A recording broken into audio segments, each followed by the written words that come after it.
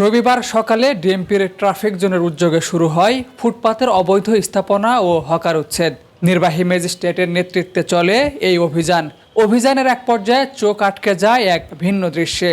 মূল রাস্তার মধ্যে গাছের সারি সারি লাইন, যেটা দেখে দাঁড়িয়ে যান কর্তব্যরত ম্যাজিস্ট্রেট।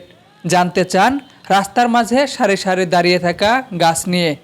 ধারণা করা হয় ফুটপাত ও রাস্তা দখল করে হকারদের ব্যবসায়িক সুবিধা দিতেই এই উদ্যোগ।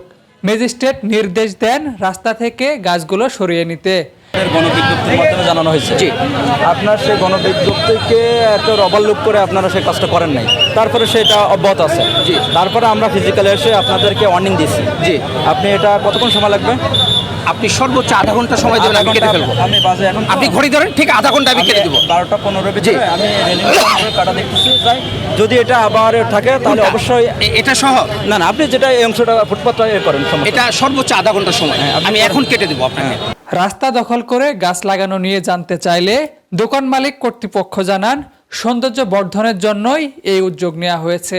গাছগুলো মার্কেটের সৌন্দর্য রক্ষার্থে আমরা এই গাছগুলো লাগাইছি, এটা অন্য কোনো আমাদের উদ্দেশ্য না।